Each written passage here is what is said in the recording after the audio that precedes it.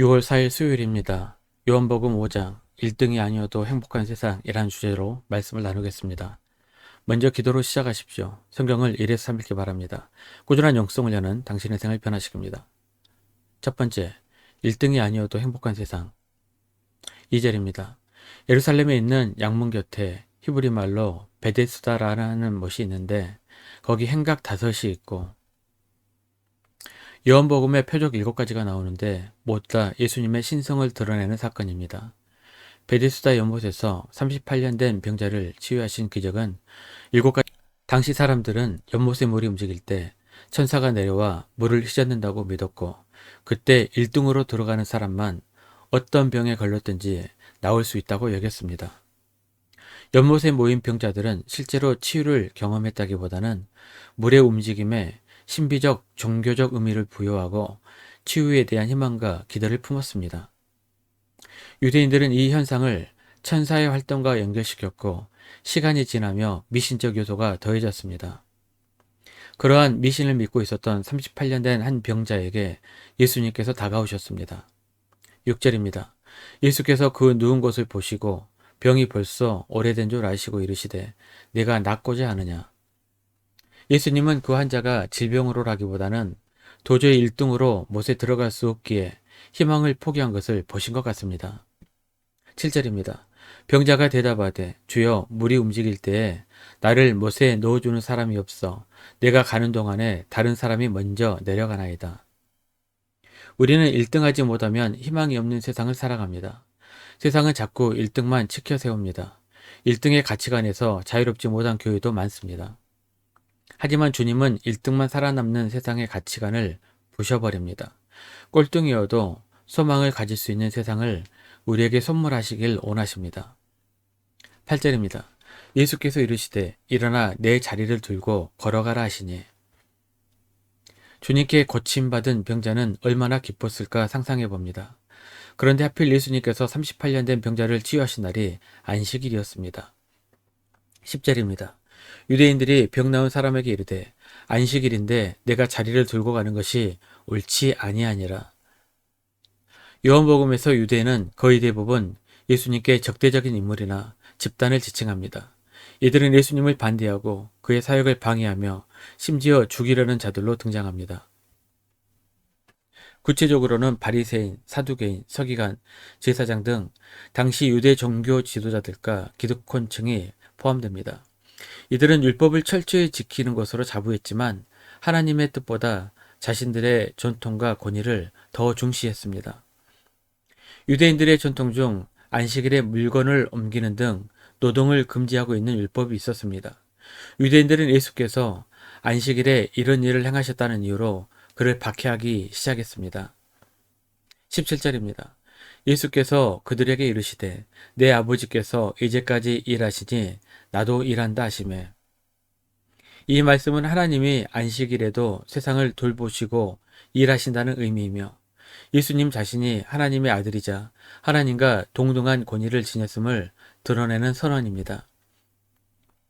유대인들은 예수가 안식일을 범했을 뿐만 아니라 하나님을 자신의 아버지라 칭하여 자신을 하나님과 동등하게 만들었다고 여겨 더욱 그를 죽이려 했습니다.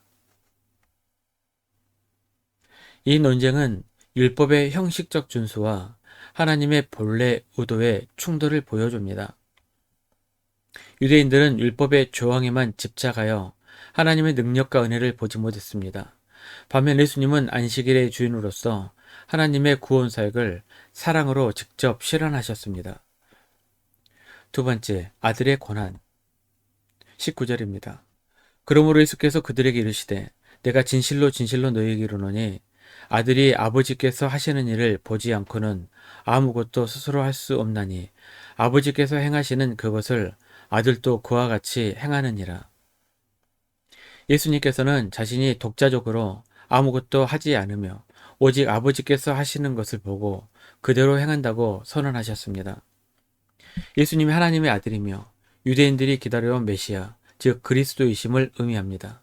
하나님의 아들에게 여러 가지 고난이 있음을 말씀하셨습니다. 첫째, 생명을 살리는 고난입니다. 요한일서 5장 11절 12절입니다. 또 증거하는 이것이니 하나님이 우리에게 영생을 주신 것과 이 영생이 그의 아들 안에 있는 그것이니라. 아들이 있는 자에게는 생명이 있고 하나님의 아들이 없는 자에게는 생명이 없느니라. 둘째, 심판의 권한이 있습니다. 22절입니다. 아버지께서 아무도 심판하지 아니하시고 심판을 다 아들에게 맡기셨으니. 셋째, 공경을 받을 권한입니다. 23절입니다. 이는 모든 사람으로 아버지를 공경하는 것 같이 아들을 공경하게 하려 하심이라. 아들을 공경하지 아니하는 자는 그를 보내신 아버지도 공경하지 아니하느니라.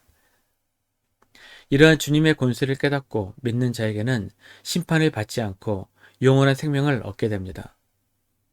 24절입니다. 내가 진실로 진실로 너에게 이르노니 내 말을 듣고 또 나 보내신 이를 믿는 자는 영생을 얻었고 심판에 이르지 아니하나니 사망에서 생명으로 옮겼느니라. 세 번째, 예수님에 대한 증거. 예수님은 자신의 정체성과 권위에 대해 유대인들에게 5가지 증거를 제시하셨습니다. 31절 32절입니다. 내가 만일 나를 위하여 증언하면 내 증언은 참되지 아니하되 나를 위하여 증언하시는 이가 따로 있으니 나를 위하여 증언하시는 그 증언이 참인 줄 아노라. 첫 번째, 세례 요한은 예수께서 하나님의 어린 양이심을 증거했습니다. 유대인들은 한때 요한의 빛에 기뻐했으나 결국 예수님을 받아들이지 않았습니다. 둘째, 예수님께서 행하시는 모든 표적과 사역은 하나님께서 예수님을 보내셨다는 증거입니다. 예수님의 사역 자체가 하나님이 증언하시는 표지입니다. 셋째, 하나님 아버지께서도 친히 예수님을 증언하셨으나 유대인들은 그 음성을 듣지 못했고 말씀도 마음에 두지 않았습니다. 이는 예수님을 믿지 않았기 때문입니다. 넷째, 유대인들은 성경에서 영생을 얻으려 연구하지만 성경 자체가 예수님에 대해 증언하고 있음을 깨닫지 못합니다. 구약의 율법과 예언이 예수님을 가리키고 있다는 점을 강조합니다. 마지막으로 유대인들이 신뢰하는 모세조차도 예수님에 대해 기록했으나 그들은 모세를 믿으면서도 예수님을 믿지 않았습니다. 모세의 글을 믿었다면 예수님도 믿었을 것이라고 말씀하십니다. 말씀 요약 및 적용입니다. 첫 번째, 1등하지 못하면 희망이 없는 세상을 살아갑니다. 세상은 자꾸 1등만 치켜 세웁니다. 하지만 주님은 1등이 아니어도 소망을 가질 수 있는 세상을 우리에게 선물해 주셨습니다. 두 번째, 요한도 모세도 하나님께서도 예수님을 증언합니다. 마지막으로 우리가 만난 예수님을 증언하는 삶을 살아야 합니다. 1년 성일독 주간기기입니다. 오늘은 수요일 10편 29편에서 33편까지 말씀 천천히 묵상하십시오. 6월 중보기도 제목입니다. 5가지 기도 제목으로 충분히 기도하시고 교회와 개인 기도의 시간을 가지시길 바랍니다. 가정에서 기도하시 힘드신 분들은 교회 나오셔서 주중 기도의 시간을 이용하시면 됩니다. 주중 기도는 새벽 6시부터 밤 10시까지입니다. 편하신 시간에 나오셔서 정기적으로 기도하시길 바랍니다. 하루 30분씩 최선을 다하시기 바랍니다. 그러면 여러분의 삶이 변화될 것입니다. 영상을 다 보신 분들 확인 문자를 보내시거나 유튜브에 댓글로 달아주시면 정기적인 영성 훈련에 도움이 될 것입니다. 오늘 하루도 승리하시기를 기도합니다.